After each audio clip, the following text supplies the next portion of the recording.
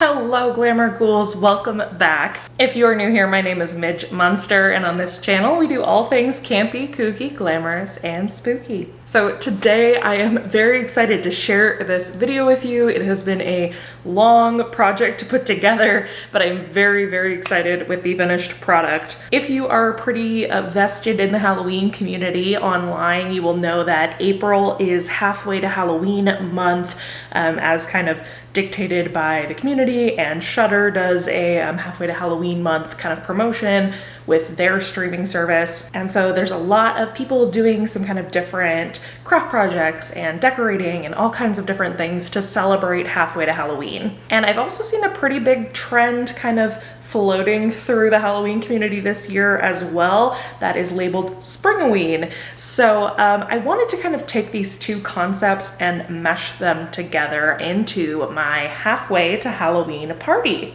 So today we are going to do all the things that we need to do to celebrate and have a party for halfway to Halloween. So we are going to be doing some decorating, we are going to be making a dessert, and we are going to be making a cocktail, all to celebrate that we are getting closer and closer to the best day of the year.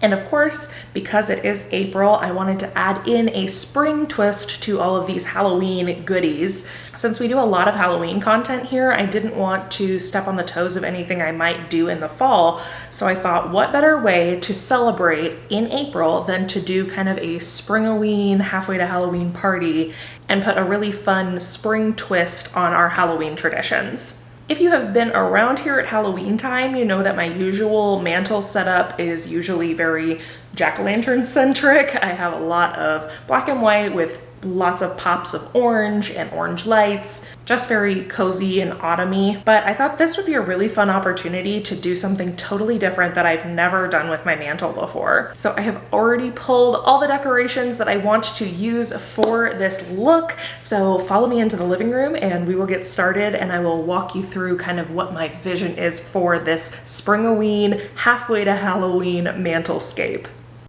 So I had the idea for a spring Halloween mantle to do kind of a ghoulish garden based, like mad botanist idea, kind of like a mad scientist who experimented with plants and it went horribly awry. I love this ghoulish garden set from Target so much, and I really have never gotten to kind of display it in its full glory. At Halloween, I usually have it kind of tucked away on, side tables or things like that. So I wanted to take this opportunity to display it in its full glory on my mantle. So here I'm just starting out with the biggest plant in the middle, obviously, and putting out a couple of the smaller ones. I think I end up switching these around because I realize, here we go, that I have two peeping poppies in different colorways, and I wanted to make sure to separate the two ones that have Venus flytraps in them. So, when you're decorating a mantle, you want to really look for balance and try to get layers and levels, but also make it look like it is spaced out well and balanced properly. So I'm starting out with these big pieces to try to kind of get the general line that I want. Oh, I put this big spider here. I really wanted to do this kind of plants and bugs thing, but I ended up taking the spider down in a little while because it just didn't quite fit there. I used this skull and a palmistry book to kind of give that, educated look, like a scientist who's been studying up on magical things. And I have this lantern that I used for my Sabrina shoot, and I decided to use it here because I thought it looked kind of cool. Now I'm just kind of sticking in some of this really cool dark floral stuff that I got from Michael's last year. I usually use it in a bouquet on my dining room table, but I thought it looked kind of cool just tucked in here to give some texture.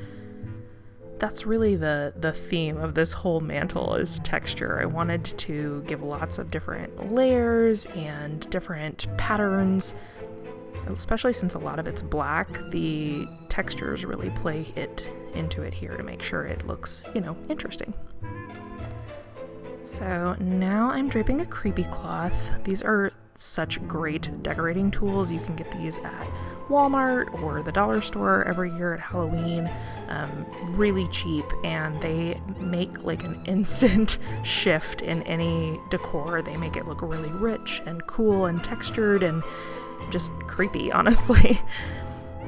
And I go back and forth here about whether I want to swag it or let it hang. We'll come back to that in a little while. And this is the part where I decided this spider wasn't working for me, so I'm gonna try to balance out that, lantern being higher on the other side with some other things over here, but I just wanted a little bit more interest than having that one big item on both sides. So I added this little cloche. I have this Beetle tonic juice bottle thing, which I think is really cool. Like, again, kind of going for this scientist who made some weird tonics and potions and ended up with mutant plants and bugs. And I've got a little candlestick that has spiders crawling up it with a potion jar on top that is a candle from Target. And these little spider candle holders that I got, I believe, from Old Time Pottery last year. And now I'm just kind of fluffing the different florals, trying to make them look balanced. Oh, so these centipedes, I'm so excited I found them. I have had these centipedes for probably 3 years, 2-3 years. I bought them at like the dollar store or something, and I never used them. I bought them for like a craft, and forever I kept thinking like, oh, I should just get rid of these. They were like $1. And then I would be like, no, one of these days I'm gonna want to use these centipedes, and I'm gonna be really mad I threw them away. And so the time has come for the use of the centipedes, but I looked for over an hour and could not find them anywhere, which was so annoying because I swear I see them all the time. But I finally found them and taped them so that they were looking like they were crawling down the fireplace, and I think this looked really, really cool and kind of finished off the look to make it just look extra spooky and like it was coming alive. So here is the finished product. I'm really happy with how this turned out. It's something super fun and different that I've never done before. It was just really fun to get creative with my decorations and use them in a brand new way.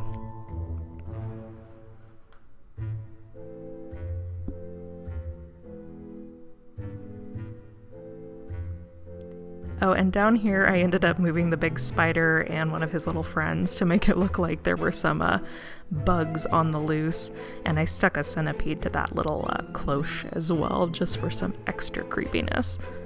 So there you have it. That is my finished halfway to Halloween springtime mantle.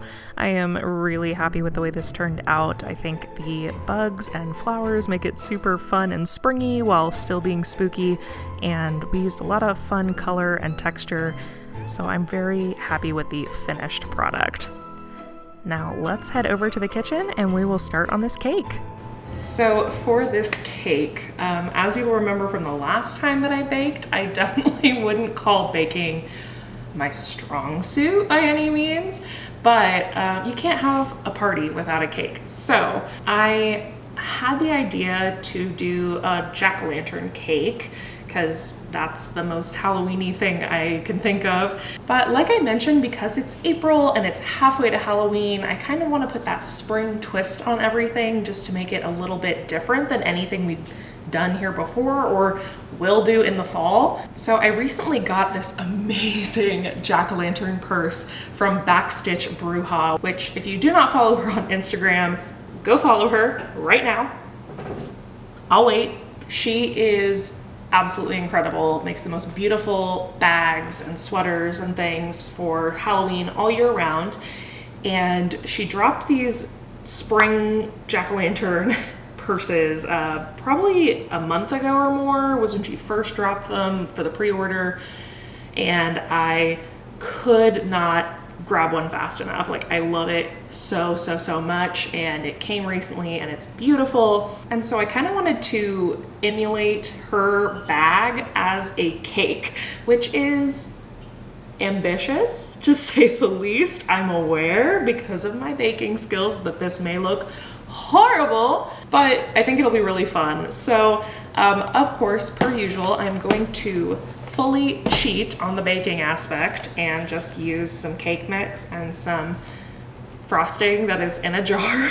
I'm gonna mix this up and we're gonna start kind of coloring everything to be springy colored. I'm not gonna do it the same colors as my bag. She actually did another one that was more lavender with pink, and I think that's what I wanna do, is kind of a pink jack-o'-lantern maybe. So, and I think I'm gonna try to do the inside a different color with the actual cake itself. So, let's start. What do I need? Water, eggs, oil. Do not eat batter raw. Don't tell me what to do, Duncan. So, tell me, everybody, what, if anything, are you doing to celebrate halfway to Halloween? This kind of started last year when, you know, everyone was in quarantine in March, and there was a trend going around Instagram and YouTube and social media in general called Quarantinoween, and people were decorating and dressing up and stuff to celebrate and make themselves happy in lockdown. And funny enough, that's actually kind of when this whole channel like took off, because I wasn't supposed to put the yolks in here. It says egg whites. Well, yeah, I was kind of, honestly, I was pretty close to just like giving up on YouTube. I wasn't having fun making content anymore. Like, I was just kind of going through the motions, and I was trying to make really specific niche like vintage pinup content. And as much as I love and appreciate the vintage community, I'm not very traditional. Like, and I was really trying to fit that, you know, traditional pinup mold. I was just unhappy and not enjoying what I was making anymore. And because I always did a lot of spooky content on Instagram before I did it on YouTube, I was more kind of involved in the Halloween community over there, and I saw a lot of people doing this halfway to Halloween, Quarantinoween stuff. I'm gonna grease my pans. I've just got 2 of these little 8-inch round pans, and we'll fill those up about halfway to let them rise a little bit. And I'm hoping I can stack these and kind of cut the jack-o'-lantern shape out of the circle. But yeah, so I was just seeing a lot of people doing that, and I was like, that looks fun. I want to do that. What color? Okay, so I've got these like kind of springy pastel colors of food coloring. I've got pink, which is I think what we'll use for the frosting. I've got like pink, yellow, green, and blue. So we could try to do like pink and yellow and make kind of a, maybe the inside should be kind of orangey. That'd be fun to kind of still have that like pumpkin. Let's see what happens. So I'm gonna do like however much that was. Ooh, it's like the color of my dress. Ah! I've gotten very into pink this last year, and I never was before, but here we are. But yeah, so I made a halfway to Halloween, Quarantinoween, ask me like Halloween questions in March last year, and it was super, super fun. And I felt like for the first time I was making content that I actually wanted to make. And when I edited it, I didn't feel like I was having it, just like going through the motions and having like not a fun time editing my content. And so it was just really nice to kind of start to feel like I was doing something that made me happy, and that was when everything turned. At that point, I think I still made that video under the YouTube name Adventures in Vintage, and I made a couple more videos under that name after that in the same vein, kind of my, I think like my Bones Coffee Company review. Woo! Good timing. And my I don't remember what else. I think there were a couple different ones that I did under that. Still Under Adventures and Vintage was airing more spooky. And then by that summer, I think, I had gone full Midge Munster. Ooh, yeah, I'm really happy with this. So, got kind of this pastel-y orange cake color, which I think will be super cute when we cut into it, and it'll have like kind of a hot pinkish outside. All right, so I'm gonna pour like half and half into these.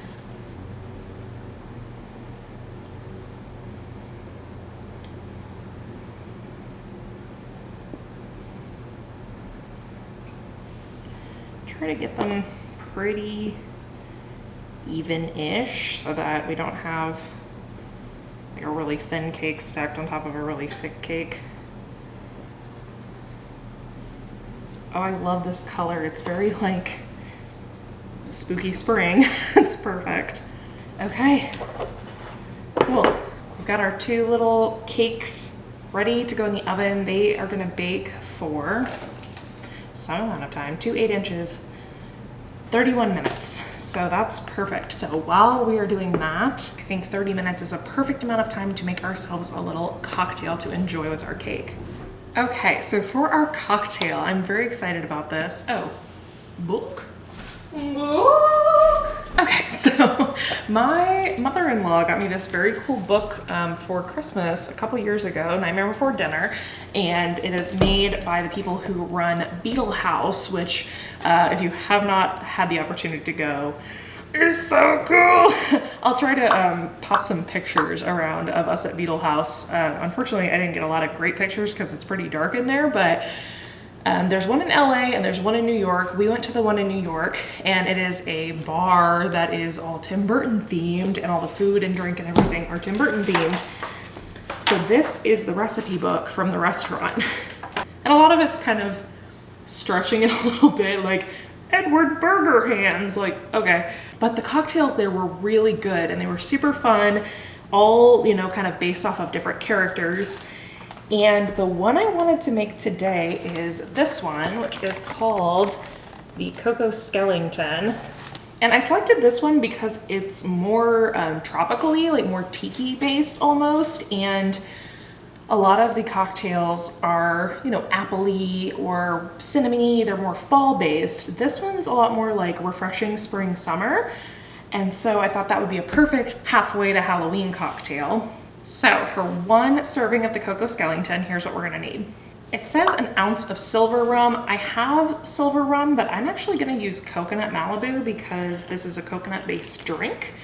And I love coconut, and I'm a firm believer that you can't have enough coconut in a drink, so I'm gonna go ahead and do an ounce of Malibu. Then we're going to do an ounce of gin, which I actually just started really liking gin this year, and I think it's a really great spirit for spring, and like, actually it's great for all times of year. It's got these florally notes, so you can mix it with things like grapefruit and stuff and make very spring, summer, bright flavors, but you can also mix it with cranberry and thyme and things and make really warm, wintry beverages.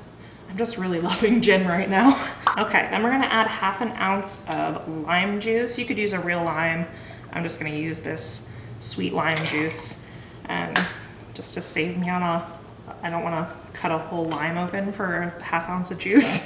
Then you're gonna do, is it an ounce? An ounce of creme de coconut. I'm gonna eyeball it because getting it in the shot glass and then getting it out of the shot glass is like a whole thing.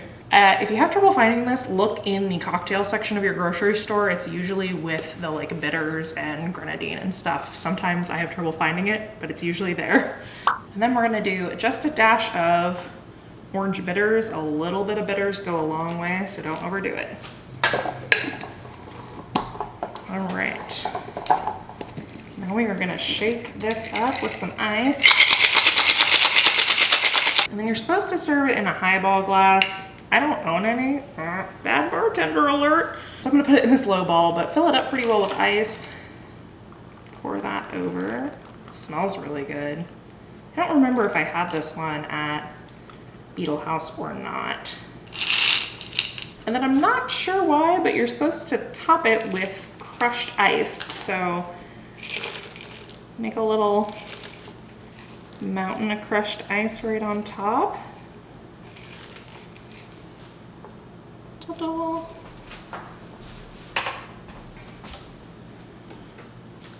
And then very lastly, we're just gonna zest a little bit of an orange over the top of it. So there she is, all done. And I'm gonna drink this with a straw because of all the ice. Oh my gosh. Wow. That is very, very good, eh? Also very like surprising. It's kind of not the flavor profile that you expect it to be. Oh my gosh. It's like a pina colada with like orange and lime rather than like banana and pineapple. Oh. So that is very, very good. We will put this aside for now because I want to have it in a minute when we have our cake. Yeah, I definitely don't remember having this one at Beetle House. It's really good though. Honestly, it's probably because when I went there, that was probably 4 or 5 years ago, maybe not quite that long, but I didn't like gin at that point, or I thought I didn't like gin. So I probably didn't order this, but it's really good. Oh, and those bitters, there's so many layers to this.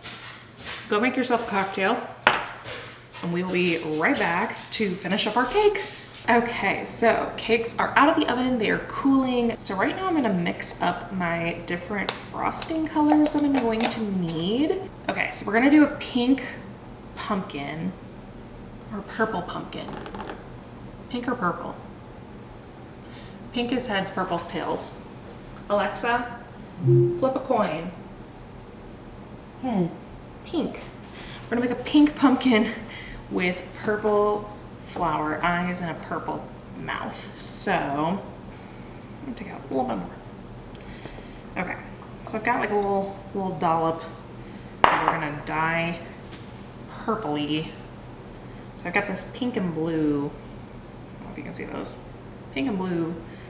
This looks so much like the Emperor's New Groove vials when it's like the poison for Cusco. Cusco's poison. So I'm gonna start with pink because I feel like too much blue you can't undo. If it turns really pink, that's okay. Okay, so pretty instantly that's turning very pink. And then I'm gonna just put like literally like a bloop, like a drop of blue in there to try to get this to turn kind of purpley. Yep, that's making lavender. Oh, my color theory is on point today. Yeah, that's exactly the color I wanted. Because I don't want it to be like deep purple. Because it's Springoween, right? It's like we're doing fun, light, pastel spooky, pastel goth vibes today. So you can see that's turning this perfect purpley, pretty lavender color. So that'll be what we'll use to pipe the little flower petals. And then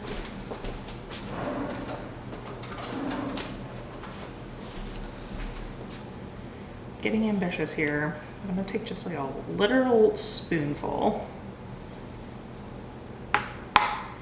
in this other bowl. And I'm debating, no, I'm gonna dye yellow. I'm gonna dye this one yellow just for the center of the flower eyes, because I think it's gonna need like the, I don't know what the proper term for that is, not like the seed. Blech.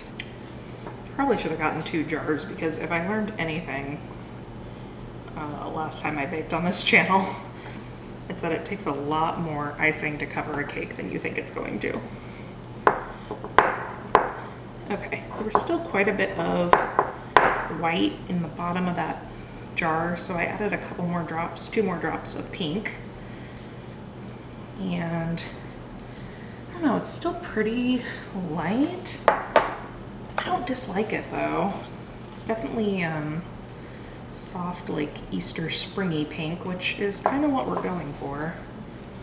My hand is cramping from stirring this icing. Now comes the extra fun part. I'm gonna go grab the cakes. That was, oh my God, am I a professional? Look at that. Ooh. Definitely looks a lot more orange on the inside. The outside doesn't look very, when it browned, it just kind of looks brown, like it doesn't look very attractive. But the inside looks really cute and pastel-y, so that's fun. And then I'm just gonna turn this one out. Oh, that one came out perfectly. Okay. Pop him right on top. Boop. Lovely.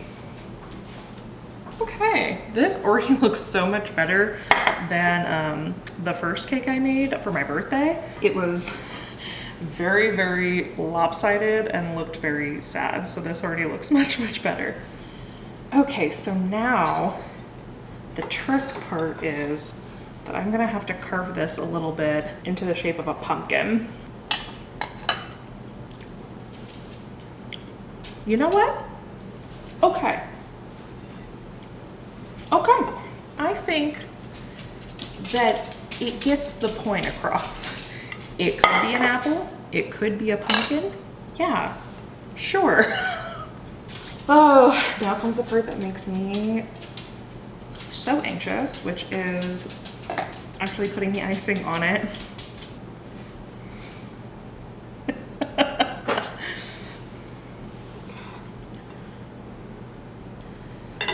This is around the time where I have the like moment of what have I done? This is the worst thing that any human person has ever done. I am so sorry to every person who watches this out there who is like actually a talented human bakery artist. Like, I am basically just utterly shitting on your craft, and I'm sorry. Now this might be one of those things where when I move it off the plate that is the scene of the crime, it might look okay. Like, you might at least not as like heinously be able to tell what I've done. Like what this poor cake has been through. Okay, so I put what's left of the pink in this bag, and I'm gonna try to like put it on the side of the cake first and then spread it out. I have no idea how people do this. You're insane. You're all insane. Anybody who bakes, like, sure, whatever you made probably looks beautiful, but like at what cost? So I think at this point the sides are pretty much a lost cause, but the top looks fine. So I'm gonna move on to putting the jack-o'-lantern face on this. So I just put 2 little dots of the yellow where the eyes, where I want those to be. And then I'm making myself a little, you know, makeshift piping bag out of a Ziploc with the purple in it. And we're just gonna start piping on some flower petals here. So now I'm just trying to take these little purple sprinkles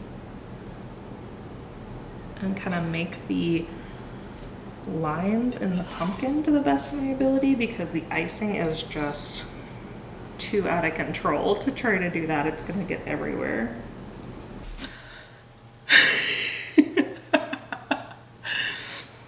All right, well, here she is.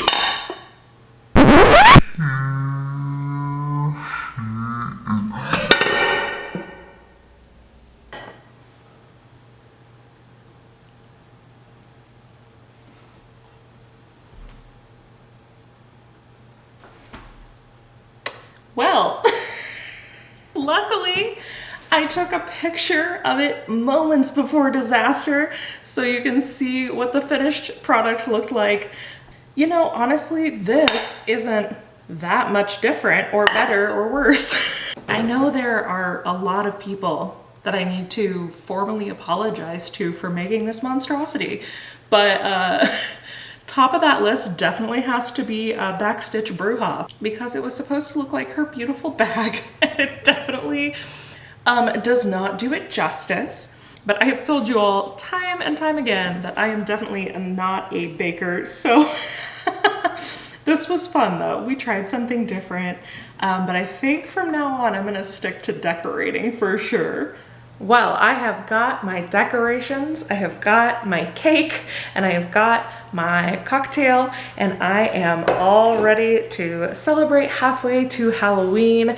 Thank you all so much for joining me today. I hope you enjoyed this video, and if you did, give it a thumbs up and leave me a comment down below. How are you celebrating halfway to Halloween, and what are you most excited about for this upcoming Halloween season? And of course, don't forget to subscribe to the channel before you leave today. I do put out a new video every week, and we would love to have you as a part of our Glamour Ghoul gang. Thank you all so much for watching, and until next time, keep it campy, kooky, glamorous, and spooky. Bye! When we most come out to social.